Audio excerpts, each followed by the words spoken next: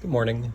Today we're going to talk about Ernest Rutherford, a scientist from the early 1900s, actually right around the year 1900.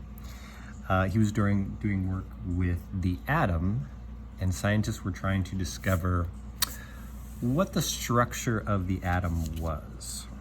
And so Rutherford did a very famous experiment called the gold foil experiment, and we're going to talk about that. The beginning of this article asks you to think of a brick wall, and we think of brick walls obviously as very solid, very strong. But then it wants you to think about a brick wall at the atom level. And what we know now is that most of an atom is empty space. The vast majority. They give a great analogy here. If you take one atom, and let's say that atom is the size of a professional football stadium, the size of the nucleus of the atom would only be about the size of a marble inside of that football stadium. So almost all of the atom is empty space. And the nucleus in the atom is teeny tiny compared to the rest of the atom. So a marble in an entire football stadium. But that's not obviously how we experience brick walls, right? We experience them as solid. But brick walls and you and I are mainly empty space. So anyways, the gold foil experiment. It explains it here. There's also lots of videos online explaining the gold foil experiment. I'm going to go through it just briefly. Now, they didn't know at the time about the nucleus of the atom, and they didn't know that the the nucleus was positively charged, and they didn't know that it was mainly empty space. So in the experiment, it says alpha particle emitter. So you have a source of radiation, and this source of radiation is just streaming out alpha particles, okay? Combination of a couple protons, a couple neutrons. And as they come streaming out of this box, those particles go through this very thin sheet of gold foil. All right, so that sheet is made up of a whole bunch of gold atoms. Now, the prediction was that all of the alpha particles would simply pass through the gold foil and end up on the other side, being detected straight through.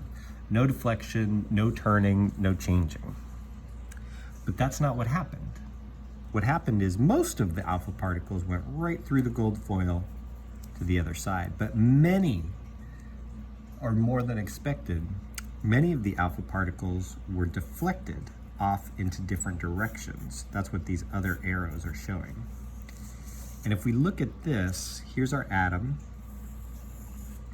Here's our nucleus right in the middle. And you can see most of those alpha particles just pass right through it. That's all empty space, right? So imagine the alpha particle flying through the football stadium, and what's the chances that it's going to hit that marble in the football stadium? Pretty small. So most of them go through, but some of them actually end up hitting that nucleus.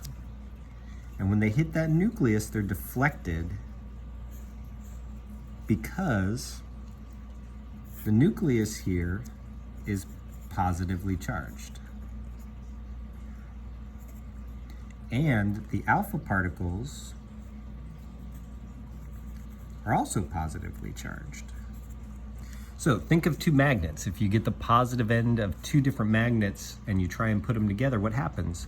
They don't want to go together. The positive end of one magnet deflects the positive end of another. And that's what's happening here.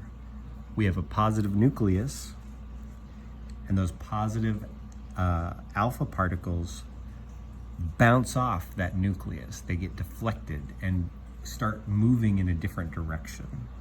So that's his gold foil experiment. It told scientists two important things. The atom is mainly empty space, and it has a nucleus that's positively charged, just like the alpha particles.